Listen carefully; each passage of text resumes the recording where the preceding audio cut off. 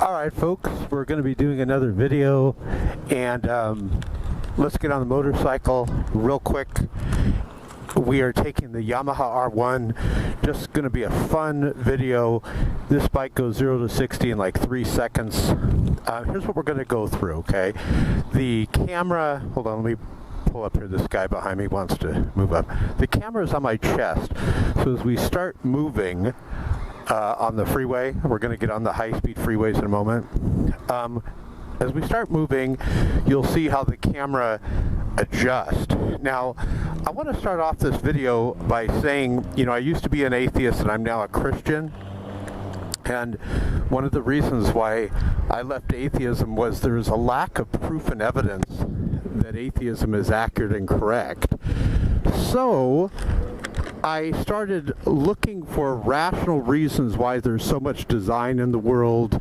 For example, if someone told you this motorcycle just popped into existence out of a explosion with no design, you would think that's crazy. But to be an atheist, I had to believe that something more complex, something really much more complex. You and I, we were the result of a massive chaotic explosion that happened as a result of nothing. So here's what we're going to go through. I saw this video on YouTube, and it was saying 10 drop-dead arguments against God's existence. And as I was going through them, I'm like, those aren't really good arguments, so let's go through them, and then we're going to make this like a hybrid video. This is going to be a how to ride a motorcycle video mixed in with debunking 10 arguments against God's existence. Very, very hot today, but I have the visor closed right now, excuse me, because it's kind of windy. So let's go through the 10 arguments real quick, and then we'll get on the freeway and hit each one, and I'll also show you how to ride this beast here. So here's some arguments against the fact that God exists. Poorly designed universe. That's what they say, is the universe is designed, is poorly designed, they'll say. God of the gaps, we're going to talk about that, how they say Christians use God of the gaps. Inconsistency of religions, how the religions contradict each other. Creation of the world, we're going to talk about that, like how old the earth is. There's a difference of opinion there. The existence of evil, we're going to talk about that. Atheists say that they can be moral, so why do we need religion? We don't need God to have morality. We'll talk about that. And then they say there's no evidence of God. And what's the other one? Common consent. They say just because people say there's God in large numbers doesn't mean necessarily that God exists. And then they say you're the religion that your parents were. That's why you think the way you do. And then, of course, there's been no growth in religion, they'll say. So let's get started. Now, for those of you that have never ridden a motorcycle before, this little red, I don't know if you can see this. Let's see if the camera is hitting it. This little red switch here basically gets that power going. This space, if at all you can help it, where you can escape. Always give yourself an escape. But the atheist cannot escape the fact that the universe is focused and fine-tuned for life right here on Earth. Remember the dimes analogy? If you just threw a bunch of dimes in your kitchen, isn't it true that they'd all be scattered throughout? But what were to happen if you close your eyes and you threw a bunch of dimes, okay, and you weren't looking, you went around the corner of the kitchen and you stayed out of the kitchen, let's say for like 10 or 15 minutes. And then I say, okay, come on back to the kitchen, look what you did. And you came back to the kitchen, and these dimes were stacked on top of each other. Like 20 dimes. I mean, what are the odds, right? And you saw that all these dimes were focused and fine-tuned, and it was right there, stacked up in the kitchen. Wouldn't you think rationally, oh, come on, what happened is when I went in the other room, you put it that way, because that's not how randomness works, where it's all focused. Exactly. You'd be right. That would be intelligent design, and this is exactly what we see with the universe. We see life only found on this planet. We don't see life like how we would expect to see it if the universe was the product of just a massive explosion. We would see life scattered throughout the universe in different pockets, but yet we don't see that. So that's a problem, you know, right there for atheists. Hold on, let's get in front of this guy. You know, back to motorcycles, if you are going to get a motorcycle and you're an experienced rider, you're going to find that a 600 or 1,000 is going to suit you more on the freeway. There's guys that own 250s and 300s, and they'll tell you that they have to time their lane changes. You just can't pull the throttle back and change lanes. You have to predict where you're going to go, because there's not a lot of horsepower in order to get over to another lane. And also, everything being equal, the 250 motors, all in all, if a 250 is maintained just as much as a 600, and let's say they were run the same way, the 600 motor, everything being equal, you know, maintenance and everything, is going to last a lot longer than the 250. The 250 is a higher revving motor. You have to really rev it high in order to, you know, get those good highway speeds. So, if you go to ShockofGod.net, by the way, we just updated the website. We got a whole new design there. I think you're going to like it. Go to where it says links, L-I-N-K-S, and I want you to study the teleological argument. Richard Dawkins himself said that in his opinion, the teleological argument, also pronounced the teleological, but the teleological argument is the best argument for the existence of God.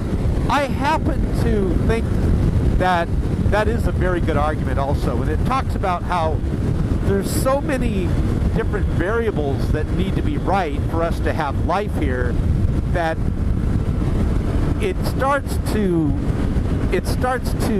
get very obvious that we have life here because of intelligent design.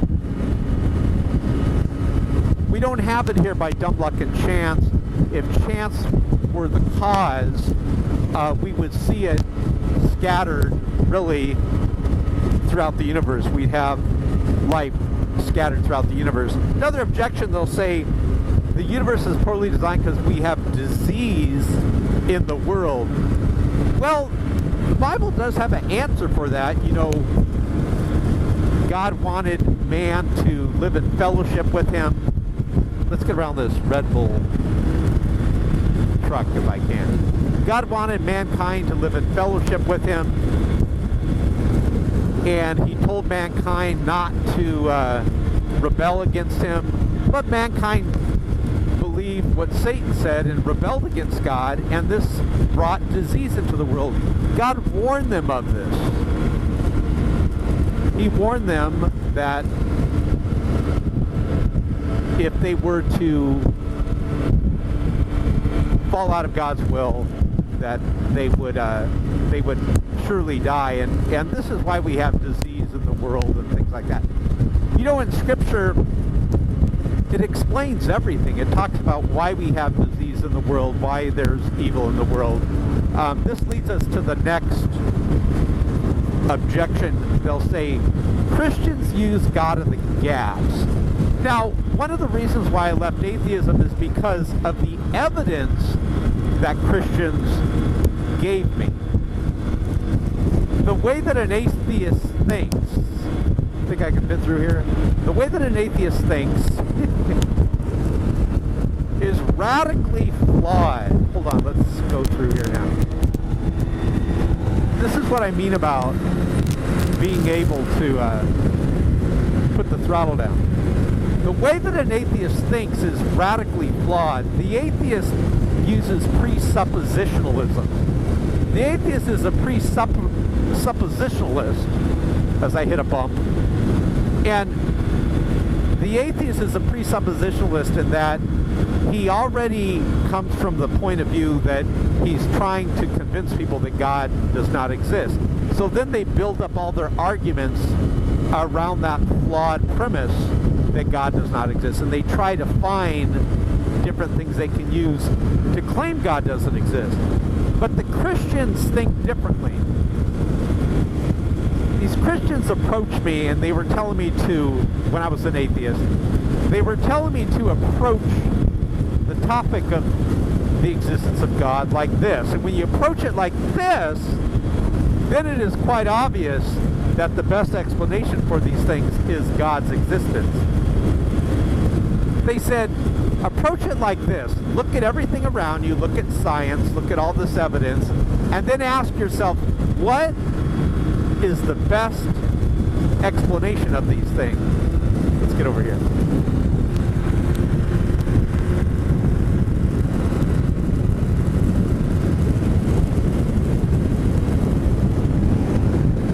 And so when I started looking at the world like that, it was not a God of the gaps type of thinking. It really should be called atheism of the gaps, because that's what atheists do. Everything is like atheism.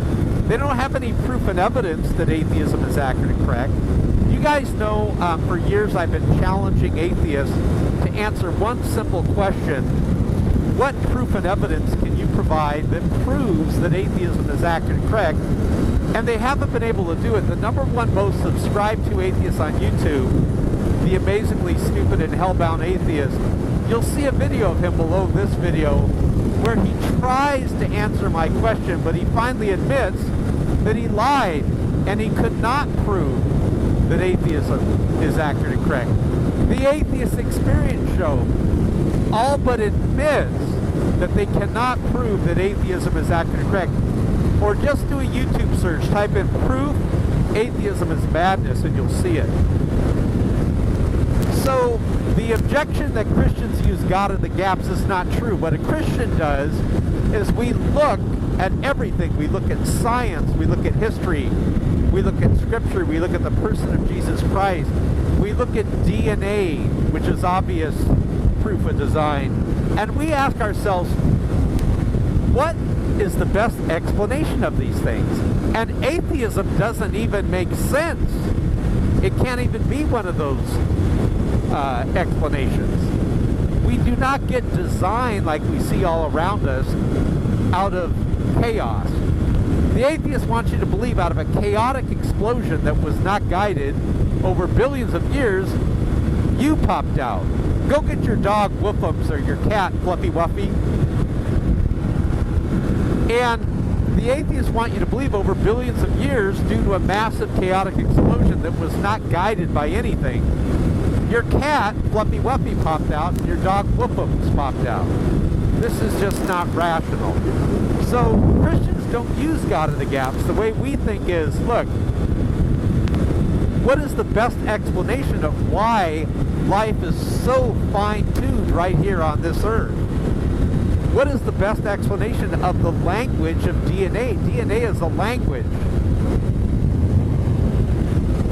I have a really good audio at my website. You can click it, it'll play out of your speakers or out of your phone.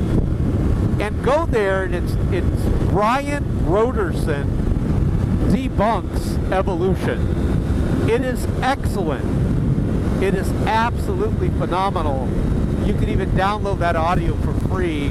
I played that for people that believe in evolution. Most people that believe in evolution are kids. You know, they're still in school being spoon-fed what they're being indoctrinated with. But once they get out of school and they get college educated, most people that are college educated, when you talk to them, they'll admit to you that creationism is actually more rational. Most of the world are actually creationists due to it being more rational. So we don't use God of the gaps. What's the next one? Okay, atheists will say there's so many inconsistencies in religion that therefore God does not exist. Well, let's look at these inconsistencies. For example, the main religions, of course, if you want to call religion, is Christianity. That's the largest one. And then you have Judaism, you've got the Jews, and you have the Muslims, and then you break it down, you go all the way down to the religion of atheism. You know, in the United States where I live, atheism has been ruled by the courts that it is a religion. And atheists do have their dogma, they do have their religion, but their religion is based on faith, blind faith, not evidence. The Christian's religion is based on faith in the evidence. But we know that atheists cannot provide proof and evidence that atheism is accurate and correct. So atheist religion is based on blind faith. Do a search, type in courts rule atheism is a religion. Boy, atheists are religious, aren't they? So one of the objections was the religions contradict each other. Now, it is true that the religion of Islam says God exists, but it disagrees with Judaism and Christianity in that it says God has a different nature. The nature of God is different. It is true that Christianity, they admit that God exists, but the nature of God differs from Islam. But what all these religions admit is that God exists. So why would all these religions claiming God exists, but granted they do have a difference in opinion on the nature of God, why would all of these religions claiming that God exists cause us to believe that God does not exist? If you're on the back of my motorcycle, we're riding, and let's say we're going like this, and this motorcycle guy comes on, and I say, you know what, I think it's a R6, right? And you say, no, I think it's this, and I say, no, I think it's that. We're all in agreement that this dude coming up on the right, very slowly for some reason, is on a motorcycle. There's no doubt that God exists, that the motorcycle exists, but it is true that we have a difference of opinion on what type of motorcycle this is. Here he comes. 5, 4, 3, 2. Come on, brother, get up here. How you doing, man? So he's on a Yamaha. What did he say? He said something happened to the side of his... here, let's get over here because I don't think you can see him on my chest GoPro. The side of his fairings are gone. He was kind of pointing at them that they were gone. So the fact of the matter that we didn't know this guy was on a Yamaha until, well, I kind of guessed it, until he pulled up here. That doesn't mean that the motorcycle doesn't exist. It just means that we have a difference of opinion on what type of motorcycle he was on. It doesn't mean that God doesn't exist because the Muslims, the Christians, and the Jews disagree on the nature of God. It means that God does exist, but they disagree on the nature of God. If anything, the fact that they're all saying God exists, that would more so cause us to scratch our head and say, you know what? All these people saying God exists, God must exist. What's the next one? Creation of the world. It is true that people have a difference of opinion. I got to get off here. Well, I guess I'll keep going with the guy because because I can take another off-ramp. It is true that people have a difference of opinion on how old the age of the Earth is, even on the very pro-atheist site, Wikipedia. When you go there, the very, very pro-atheist site, Wikipedia, talks about how over the years, scientists have said first the age of the Earth was 3,000 years old, then it was 10,000, then it was 6,000, then it was 1 million, then it was 3 million, then it was 1 billion, then it was, and they keep changing it. And the fact of the matter is, no one knows to the precise day exactly how old the age of the Earth is. But the age of the Earth would not cause us to doubt that God does not exist. Do you know they used to teach in schools that the age of the Earth was like 2 billion. Now they taught that as a fact. They were saying it's a fact that the age of the Earth is 2 billion years old. Now they're saying it's slightly over 4 billion in the public schools. So how did it change from being a fact that it was 2 billion to now it's a fact that it's 4 billion? How did that change? It wasn't a fact, was it? So the truth of the matter is these scientists are still trying to figure it out.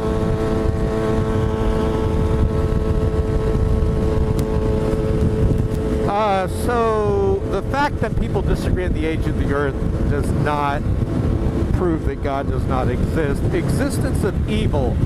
I don't know why atheists bring this up. If atheism were true, no one would be outraged at rape, murder, child abuse. It would just be what it is. After all, if God doesn't exist and there's no objective morality, then on atheism, rape would not be wrong. And what's really scary is people like Sam Harris, Richard Dawkins, the Atheist Experience show, they claim that rape is not really objectively wrong. Isn't that terrifying? How evil atheists get. But yet we all have the sense and we know, we have this morality, this knowledge built into us that rape and murder, child abuse are objectively wrong. The fact that it bothers atheists that these things happen is proof and evidence. Go through here. Is proof and evidence that objective morality does exist. Click below here. I did a debate with an atheist, and I got him to admit that rape is always wrong. Therefore, objective morality exists. Listen to that debate right below this video here that you're currently listening to.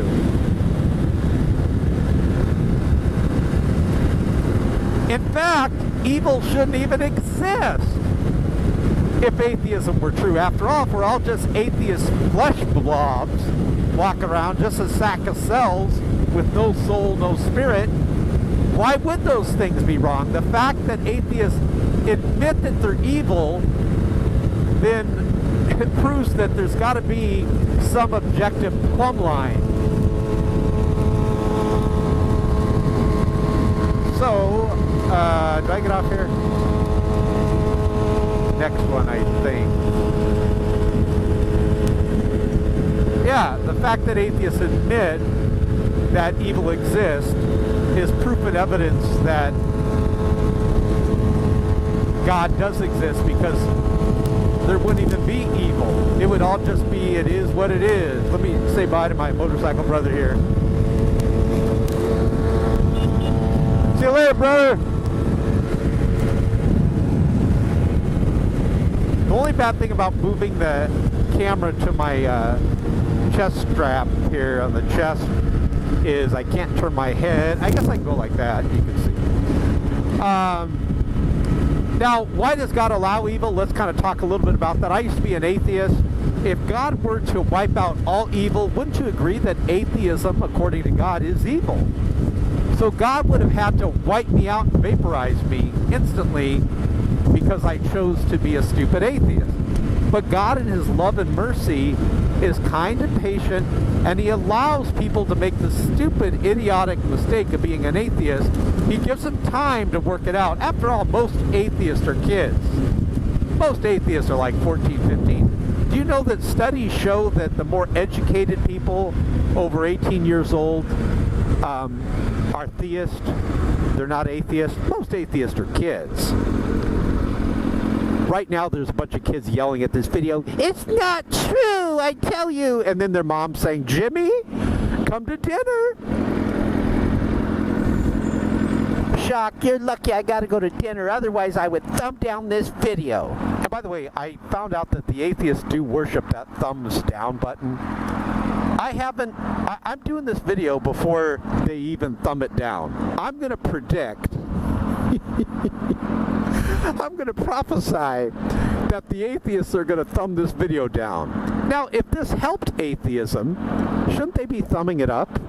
The fact that they're thumbing down this video shows that what I am doing is strongly, powerfully effective. All right, let's go to the next one. They say, well, atheists can be moral with no religion. Well, atheists, you're in a religion. Remember, the U.S. courts have ruled that atheism is a religion. You've got your trinity of the spaghetti monster, the teapot, and Pinky the unicorn. But the argument is not that atheists can't do good things. Even Hitler did some good things accidentally. You see that picture where he's petting the little puppy? That doesn't mean that Hitler himself is sinless. Rockefeller, if you ever read the story of Rockefeller, that guy is evil. The whole Rockefeller family, he would go out on the street for good PR and he'd give these little coins to the kids, and people thought he was such a good person. The guy was very, very, very evil. So the fact that evil people can do some good actions does not change the fact that we're all sinners and we need to be saved. So watch how we come to a stop here. Notice I'm in neutral. I'm slowly putting the brakes on. Another thing too, see the handlebars? I don't know if you can see them, how straight they are. Don't stop like this. See how it's crooked? Because when you put the brakes on, the weight is going to shift to the right and you're going to fall over. I've been at lights sometimes where a motorcycle guy comes up. I was in my car actually, and he put the brake on and his handlebars were crooked and he fell over. How did he fall over? The bike's very heavy, hundreds and hundreds of pounds, so especially those Harleys. And so he fell over. Okay. What's the next one? Oh, remember I told you earlier that atheists always bring up the objection that is, they try to turn the objection that's really bad for them into an objection that's bad for us. For example, we all know there's no evidence that proves that atheism is accurate and correct. The Atheist Experience Show, you're going to see a video right below here, and you'll see the amazingly hellbound and stupid atheist also on that video, right here below this video. They both admitted that they cannot prove that atheism is accurate and correct. In fact, the Atheist Experience Show, it was weird. They started obsessing about a unicorn in a cardboard box. And they were saying because you can't prove there's a unicorn in a cardboard box, therefore God doesn't exist and atheism is accurate and correct. That's weird, don't you think? They don't even have anything to do with each other. But atheism, seriously, no offense. If you're an atheist, I love you, we pray for you, but you really got to be a complete idiot to be an atheist. Seriously. You're better than that. You are better than atheism. So the objection that they'll use is, they'll say, well, there's no evidence for God. But, you know, the world disagrees with the atheists. The atheists do not deal with reality.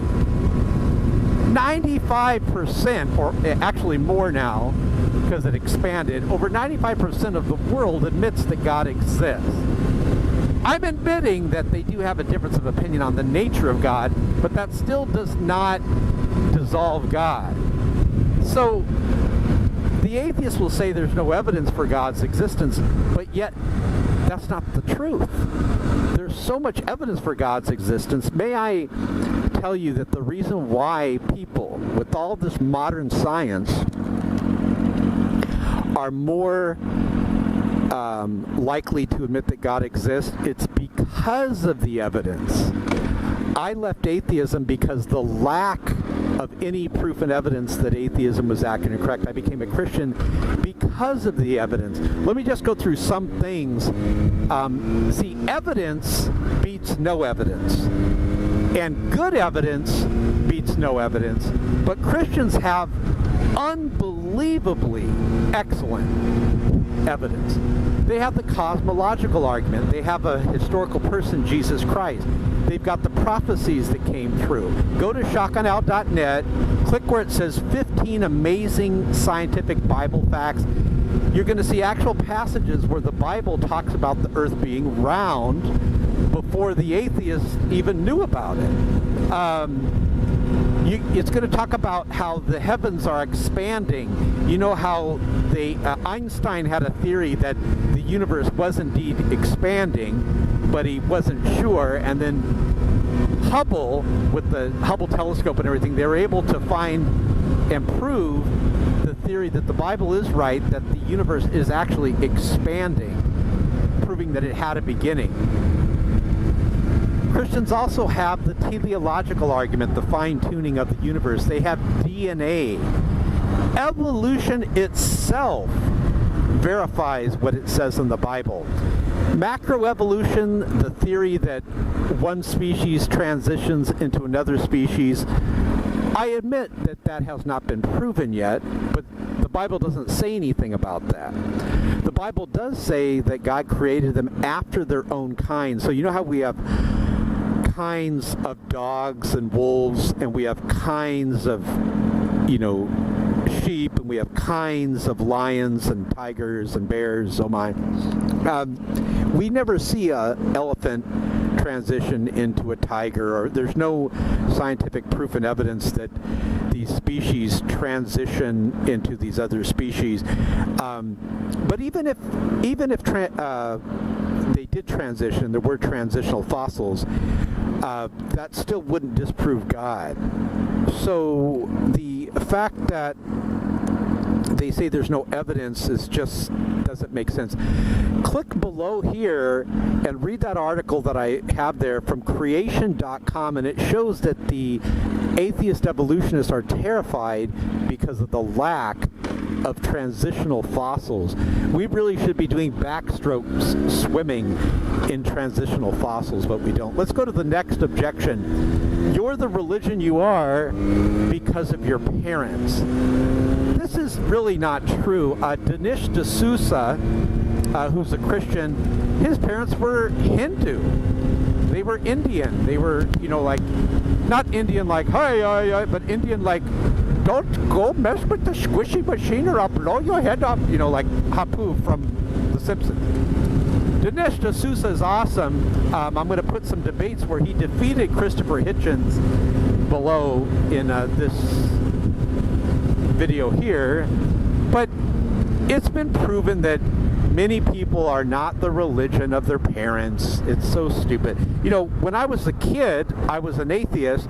I was taken to the Catholic Church. I didn't believe, anything that the Catholic Church was talking about. And, not to really bash the Catholic Church, but they do a lot of bad things. For example, they say Christ is good enough, but you also need to do works. Or Christ is good enough for your sins, but you need to pray to Mary and, say 5 Hail Marys and the bowing to statues. So that actually turned me off. I'm like, there's no way, how could God exist? As a kid, I'm saying this, okay? So, the fact that I was taken to a Catholic church and I was atheist the whole time proves that you are not the religion of your parents. There's many Christians whose parents are atheists. There's many Christians whose parents are Muslim. So this is really an amateur argument. I think they got that from Richard Dawkins, but this is a fallacy. Have you guys heard of the genetic fallacy? You guys need to look up genetic fallacy if you're an atheist. I'm just saying this because I don't want you to continue to embarrass yourself. Okay, one of the other arguments which I didn't understand is they said there's no growth in religion. Well, if you're calling Christianity a religion, because you've heard it said that Christianity is really a relationship with God, and I do agree with that. But if someone wants to say that Christianity isn't growing, this is not true. It's still growing. It's never stopped growing. In fact, the bad news for atheists and Muslims, who both have the same father, by the way, the bad news is that now Christianity is growing in China. China's got a huge population. Another large population, Africa. Christianity is having explosive growth, not just in China, but in Africa.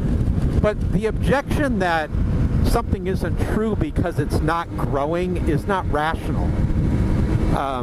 The fact of the matter is, even if you want to use that objection, Christianity is still growing. The problem, though, is atheism is actually shrinking. I'll prove it to you.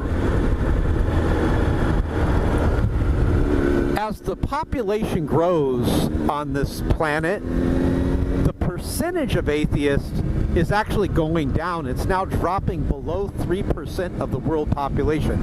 And some of the 3% are people that just say they don't affiliate with any organized religion. Well, heck, you can be a Christian and not affiliate with any organized religion. Let's say you live up in the mountains or something like that. Have you ever asked yourself these questions? Why do atheists bash God but not Satan? Have you ever asked yourself that? Have you ever asked yourself why atheists say they can't find God? I have a theory. Perhaps the atheist cannot find God for the same exact reason a thief cannot find a policeman. God bless you guys. Have a great week. Thanks for watching. Go here to ShockofGod.net to listen to the audio debunking evolution. Evolution clearly is a lie. I will pray for you guys. God bless.